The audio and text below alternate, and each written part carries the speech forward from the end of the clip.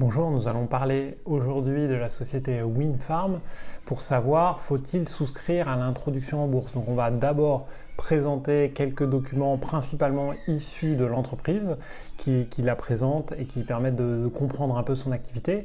Puis on va se pencher ensemble sur les ratios financiers, voir comment ça se passe financièrement pour l'entreprise, s'attarder sur l'activité Internet et aller regarder le site et comment il se positionne notamment dans Google par rapport aux concurrents. Ensuite, on verra pourquoi il faut acheter l'action et les raisons pour lesquelles acheter l'action, les raisons qui sont problématiques et pourquoi cette introduction en bourse n'est peut-être pas une bonne idée. Et enfin, en toute fin de vidéo, je vous dirai si je souscris personnellement à cette introduction en bourse ou non. Winfarm s'introduit en bourse sur Euronext Growth et donc la société se présente comme le premier acteur français de la vente à distance pour les éleveurs et le monde agricole. Et on va voir que dans certains domaines, la société est probablement leader, mais dans d'autres, ce n'est pas le cas. Vous connaissez peut-être Vital Concept, donc c'est l'activité principale de Winfarm et c'est le principal sponsor avec B&B Hotel d'une équipe de cyclisme, et le fondateur de Winfarm justifie cette dépense importante en disant: le cyclisme de compétition est le sport de la ruralité car il se pratique sur les routes de campagne. Les cyclistes sont en contact avec les agriculteurs, ils partagent des valeurs identiques de labeur et de courage, avec beaucoup d'heures de sacrifice, qu'il fasse chaud ou froid. Et pour moi, ça c'est quand même un gros warning, une dépense importante pour une petite société. Une danseuse, c'est souvent réservé aux millionnaires ou aux milliardaires, le fait d'acheter des équipes de sport. Je vois mal vraiment les retours en termes de communication et d'impact sur le chiffre d'affaires. En revanche, on va le voir, et notamment par le passé, ça introduit des dépenses et un risque financier très très important. Donc voilà, ça c'est quand même un warning. On est sur une société familiale, mais qui a quand même à ce niveau-là la folie des grandeurs. Winfarm, c'est près de 250 salariés, 87 millions de chiffre d'affaires. En 2019, c'est 5,6% de marge d'EBITDA, de marge d'exploitation, si, et c'est la petite astérix ou le petit 1, si on retraite des dépenses liées au sponsoring de cyclisme et de droit à l'image. Et ça, c'est quand même un peu compliqué parce que les dépenses de sponsoring et de cyclisme, si elles rentrent dans le bénéfice opérationnel et dans l'activité, elles doivent être aussi probablement comptées en tant que dépenses. Donc voilà, pas vraiment 5,6% d'EBITDA, il me semble. Donc c'est un portefeuille d'activité important, agrofourniture, de la vente à distance de produits spécialisés pour le monde agricole, les métiers du cheval et les professionnels des espaces verts. C'est une ferme Bel-Orient qui permet de faire de l'agro-expérimentation, donc de tester des innovations et des offres sur le marché, de l'agronutrition avec la société Alphatec qui a été rachetée et qui propose des solutions en nutrition, en santé et en hygiène animale, et agroconseil, donc un service d'accompagnement des agriculteurs, une activité de conseil qui était l'activité fondatrice en tout cas de Winfarm au départ. On voit qu'on a quand même l'immense majorité du chiffre d'affaires qui est sur la marque Vital Concept et l'agrofourniture, la vente à distance de produits pour le monde agricole. Et c'est là-dessus que je vais me concentrer. Donc toutes ces slides-là viennent de la présentation que fait la société Winfarm pour l'introduction en bourse. Et donc voilà, l'agrofourniture, fournir des produits aux agriculteurs, donc c'est beaucoup de nutrition, semences, hygiène, produits de récolte et clôture, avec ce qui fait la force aussi de Winfarm et de Vital Concept, c'est beaucoup de marques propres, de produits propriétaires et d'innovation.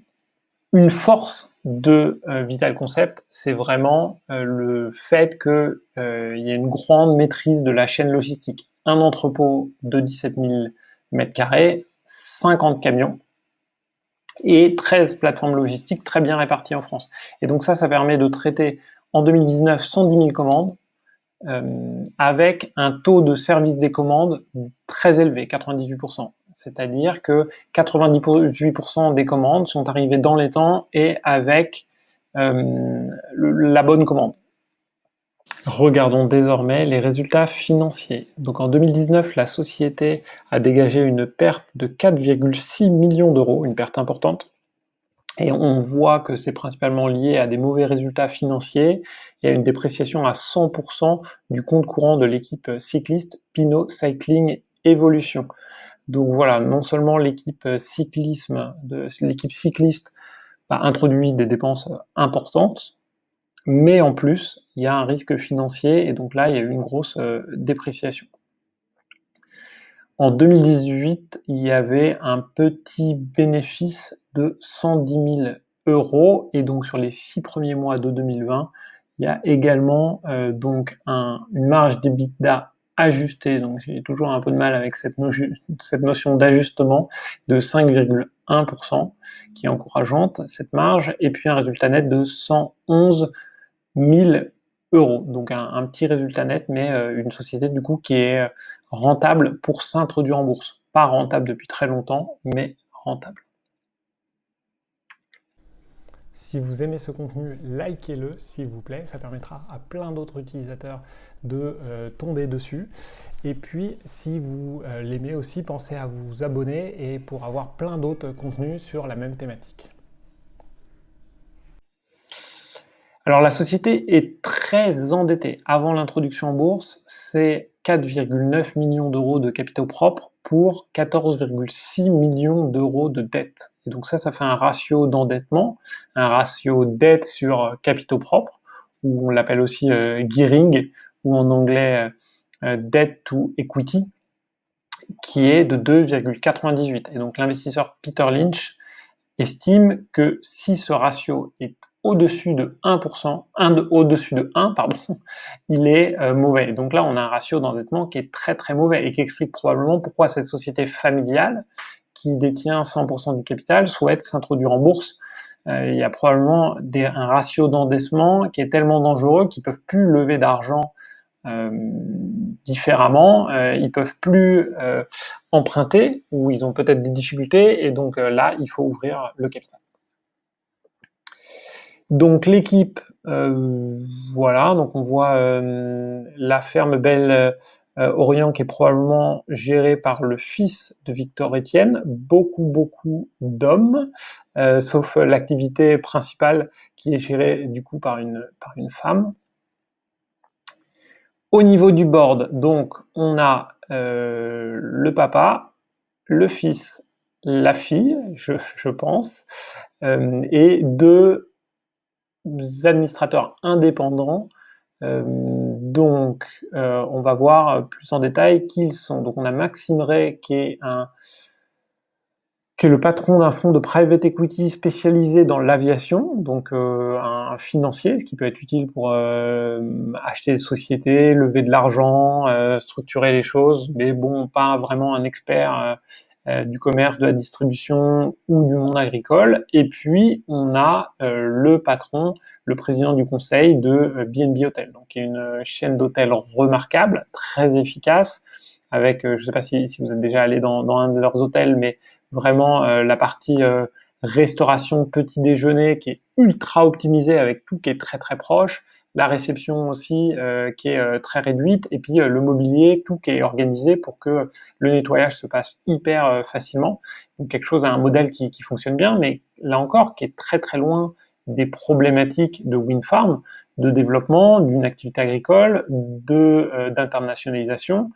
Et donc voilà, donc ce qui me pose aussi souci avec ce membre du conseil d'administration, Georges Samper, c'est que du coup c'est le patron de la chaîne d'hôtel B&B qui est du coup co-sponsor de l'équipe de cyclisme. Donc on voit que il y a cette espèce d'union autour du cyclisme qui est intéressante, mais qui est pas du tout le cœur de l'entreprise et qui est quelque chose de très dispendieux.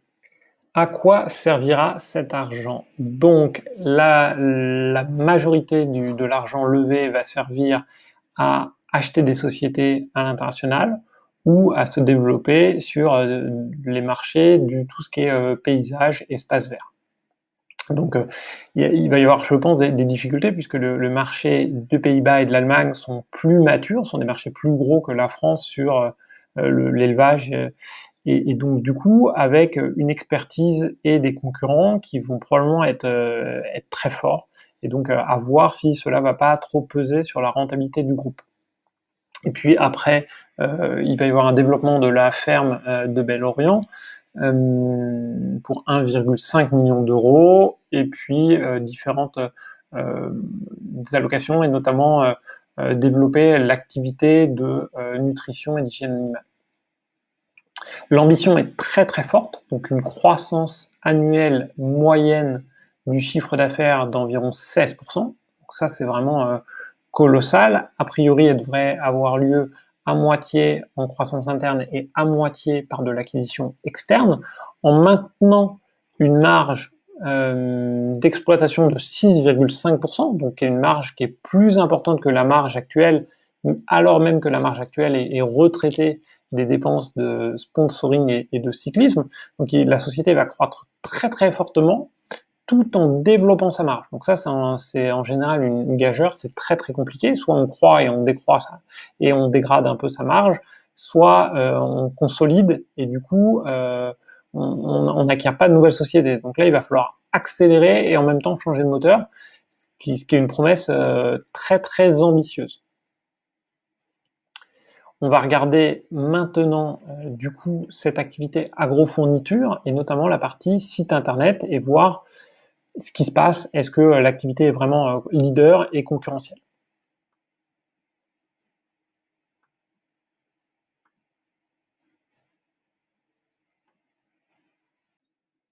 Si on regarde avec l'outil SEMrush, on peut voir qu'il y a une croissance du trafic et des positions du site internet, notamment le trafic qui vient de Google. Aujourd'hui, un site qui est très mal optimisé, avec une part très très faible, 3,6% des mots-clés lorsque le site répond, en tout cas le site principal qui est Vital Concept Agriculture. Donc 3% du temps, le site se place dans les 3 premiers résultats de Google. Et on va voir que quasiment la moitié du temps, en fait, il se place au-delà de la 5e page de Google, et on estime que finalement, si on n'est pas dans ces 3 premiers résultats, on est invisible. Donc pour l'instant, il y a un taux de visibilité de 3% qui est quand même très très limité. Le groupe se veut leader. Alors après, quand je regarde le trafic estimé et le nombre de mots-clés sur lequel on se positionne, le groupe est ici, très très très loin du leader allianceélevage.com. Et donc à peu près au même niveau que AgriPartner. D'après cet outil, AgriPartner fait même un petit peu plus de trafic à moins de mots-clés, là, cet axe-là, mais fait un peu plus de trafic que Vital Concept Agriculture. Donc ce site, qui est un des sites, mais qui est quand même le plus gros et destiné au monde agricole, et ben, a priori, il est 2e ou 3e de son univers, loin derrière le leader qui est Alliance Élevage. Et donc voilà, donc on a ce site Alliance Élevage qui semble dominer le marché et qui pourrait, lui, s'introduire en bourse aussi en clamant le fait qu'il est leader probablement du marché. Alors j'ai tapé Pierre de Selle vache, une requête qui m'est venue à l'esprit. On voit de la pub, et donc pas de pub du site, mais la pub de d'autres sites concurrents. Et en revanche, on voit que Vital Concept Agriculture est relativement bien positionné. Si on prend un outil maintenant qui s'appelle SimilarWeb, donc qui est disponible gratuitement en version limitée, là j'utilise la version gratuite, on voit que dans la partie agriculture, le site est classé 561e dans le monde, ou 14 509e en France, et donc si je regarde désormais le site principal, le principal site concurrent allianceélevage.com, je vois que j'ai un classement qui est meilleur, 11 000 versus par rapport à 14 000. Voilà, une part du trafic estimée, il y a a priori 68% du trafic qui viendrait des moteurs de recherche, et sur cette part-là, on en a quand même 8% qui est sponsorisé. Donc c'est de la pub qui est achetée. Là où quand je vais regarder le concurrent, Alliance Élevage, j'ai une part du trafic acheté qui est beaucoup plus faible. Donc c'est un site qui fait plus de trafic en achetant moins de publicité, donc qui est beaucoup plus efficace en référencement naturel, en SEO, dans Google. Pourquoi investir dans Windfarm? Donc là, ce sont toujours les arguments présentés par la société lors de l'introduction en bourse. Un groupe familial, ancré depuis 25 ans dans l'innovation et les territoires, 4 activités complémentaires. Donc un groupe familial, ça c'est vraiment intéressant parce qu'en général les groupes familiaux construisent sur la durée et sont plus conservateurs que d'autres types de groupes parce que les intérêts des actionnaires, donc la famille, sont alignés avec les intérêts des dirigeants, vu que ce sont les mêmes. Alors là, il y a quand même une vraie particularité, c'est que c'est un groupe familial qui est très endetté, qui a investi dans une équipe cyclisme, donc qui a fait des dépenses importantes et qui est relativement agressive. Donc voilà, mais c'est quand même un groupe familial, 4 activités complémentaires sur l'agriculture, même si aujourd'hui il y a une activité de vente de matériel pour le monde agricole qui est l'essentiel de l'activité. Une position numéro 1 de la vente à distance, donc on voit que sur Internet, c'est pas complètement vrai, pour le coup, il y a une position forte, mais peut-être pas numéro 1, peut-être numéro 2.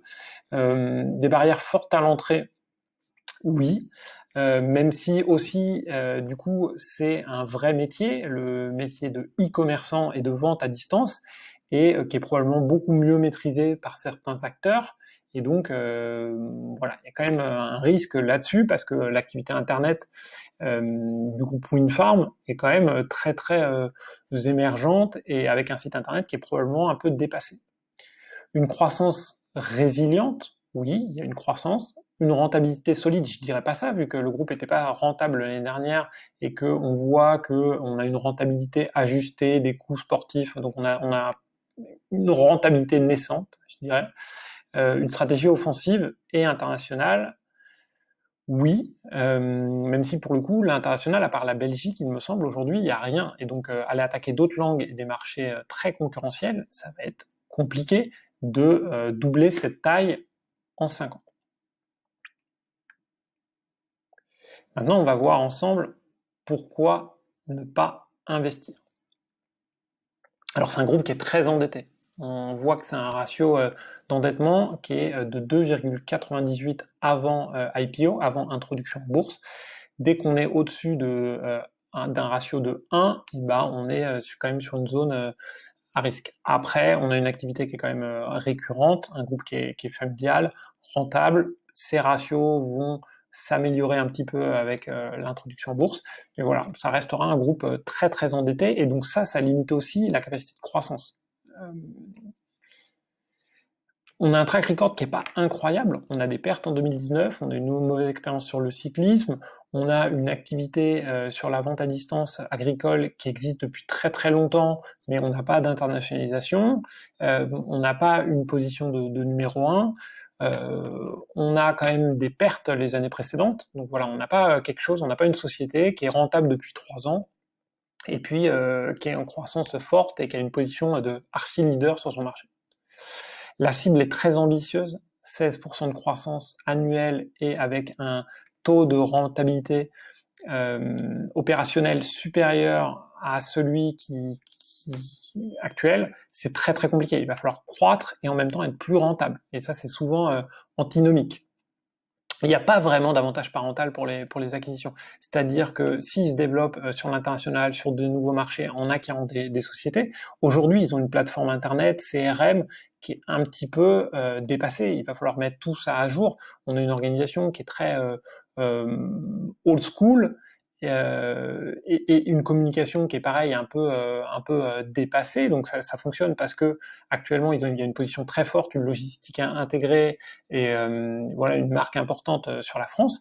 À l'international, comment ça va pouvoir être intégré et comment on va faire en sorte qu'une acquisition qui vaut 1 et qu'on va payer probablement 1,3, ça vaille 2, 3, 4, et ben ça c'est très compliqué, et pour ça il faut un avantage parental. En général, il faut être très fort sur son métier pour aller conquérir le reste. Aujourd'hui, je vois quelque chose qui est vraiment très émergent. Voilà, donc on a vu le pour, le contre. Clairement, c'est pas une très bonne affaire, c'est pas quelque chose d'évident. Moi, à titre personnel, je vais souscrire à cette introduction en bourse. Ça sera moins d'1% de mon capital en bourse, donc j'ai vraiment une portion limitée parce qu'il y a quand même un potentiel de développement, de croissance, même s'il est très agressif et il va être difficile à tenir. Et ben c'est une entreprise quand même en croissance et une entreprise intéressante. Si c'est une première acquisition en bourse où vous n'avez pas énormément d'argent aujourd'hui en bourse, c'est probablement pas un candidat suffisamment solide pour que vous investissiez votre argent sur Windfarm. Voilà, et n'hésitez pas à en parler autour de vous, à lire des sources sérieuses, à regarder les documents publiés par Windfarm pour vous faire une opinion par vous-même. Et surtout, dites-moi ce que vous en pensez en commentaire, si vous avez souscrit, si vous n'avez pas souscrit, si vous avez d'autres idées, etc. Et comme ça, on va pouvoir en discuter ensemble. Merci, à bientôt. Si vous aimez ces contenus, abonnez-vous.